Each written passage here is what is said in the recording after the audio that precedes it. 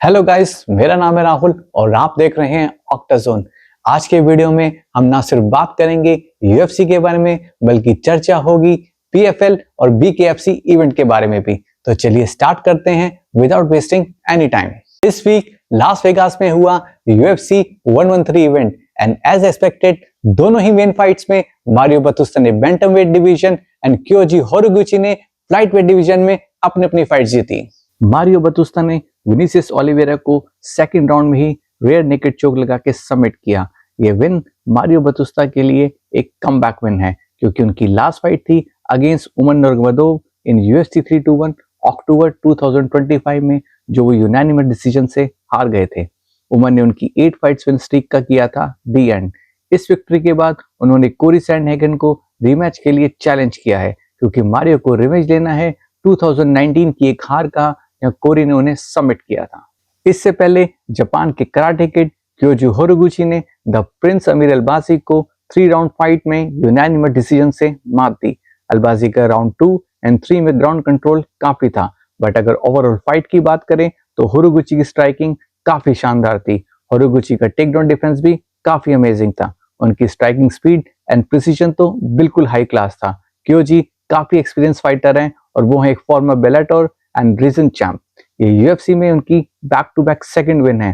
क्योजी ने यूएफसी में काफी लेट एंट्री मारी है, बट उनकी एनर्जी देख के लगता नहीं कि वो 35 साल के हैं। नेक्स्ट अपडेट है पीएफएल इवेंट से, जो हुआ कोका कोला अरीना दुबई में। इसमें मुकाबला था undefeated lightweight king Usman Nurmagomedov versus Alfie Davis. Round 1 में उस्मान ने काफी अच्छे जैब्स और कंसिस्टेंट स्ट्राइक्स की, टेक डाउन भी अटेम्प्ट किया और ग्राउंड पे टॉप पोजीशन से डोमिनेट भी किया।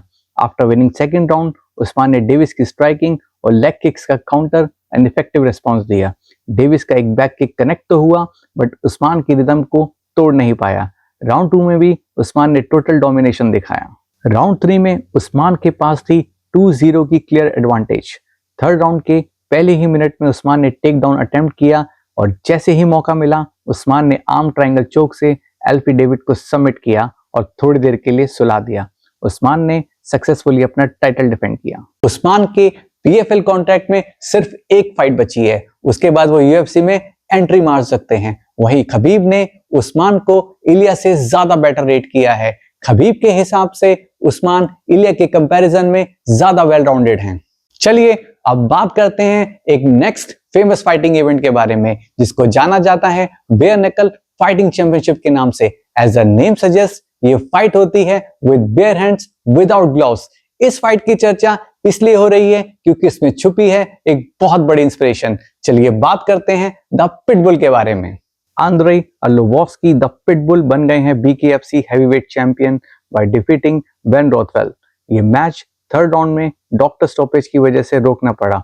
अर्लोवस्की की ये बीकेएफसी में लगातार दूसरी विन है after his debut in June 2025।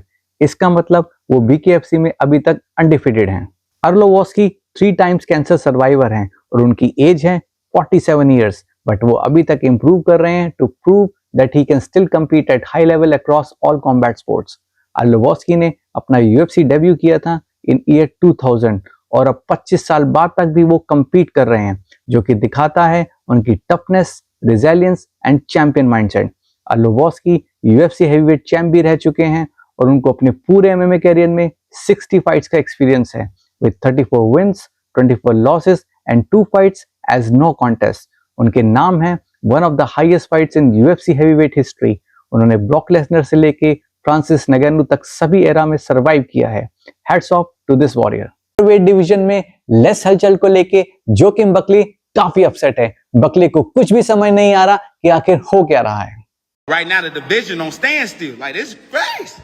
You know, hey, look. The matchmakers know their job. They know better than me what they doing. But right now they got the hottest division and ain't nobody fighting. You got Islam out there playing wrestle ball, you know. You got Protez out there partying and clubbing. You got Morales out there twerking and twirling. You got JDM still at the house crying. You got Leon missing again. You got Bilal trying to sell war meals. You got Ian Gary watching in the corner. Boy, I don't know what's going on. Like, what's going on with the welterweight division? We got to get things active. And then, oh yeah, Shavkat gone. and Shah Khan knocked out the round. हमारी next update है middle wait champion खमजब चिमाएव के बारे में और जानते हैं कमार उस्मान के thoughts उनके वेट मैनेजमेंट को लेकर।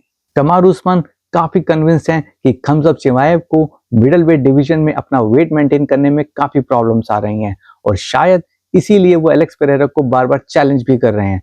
खमजब का फिजिक काफी बड़ा है और वो नए डिवीजन या फिर कहें कि लाइट हैवीवेट टाइटल कैप्चर करना चाहते हैं। इससे वो अपने नेचुरल वेट क्लास में और भी स्ट्रॉन्ग परफॉर्मेंस दे सकते हैं without any weight cut. Khamzat light heavyweight division में मूव करते हैं तो इससे सीधा बेनिफिट होगा नसरुद्दीन इमामोव को और उन्हें मौका मिल सकता है middleweight title shot fight के लिए। फाइनल अपडेट्स हैं, no prizes for guessing, it is always about either Islam और इलिया टोपुरिया, बट आज हम बात करेंगे दोनों की पोटेंशियल हाई स्टेक फाइट के बारे में। इलिया ने क्लियर किया है कि वो इस्लाम के बाकी ओपोनेंट्स की तरह नहीं है और इस्लाम ने उनके जैसे ओपोनेंट को कभी फेस भी नहीं किया है। इलिया ने रिपीट किया है कि ये फाइट सब देखना चाहते हैं बट फॉर सम रीजंस इस्लाम ये फाइट एक्सेप्ट नहीं कर रहे हैं। इलिया ने इस्लाम को वार्न किया है कि वो कोई डैन हुकर या जेडीएम नहीं है और इस्लाम ऑक्टागन में इसको महसूस भी करेंगे। इलिया का मानना है कि वो काफी डिफरेंट हैं और उनके पंच में इस्लाम को गहरी नींद सुलाने की पूरी ताकत है, बस जरूरत है एक कनेक्शन की।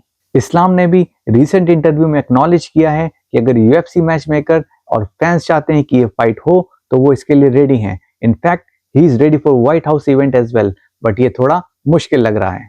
There has been a lot of talk about a potential fight between you and Ilia Topuria. How do you look at that situation?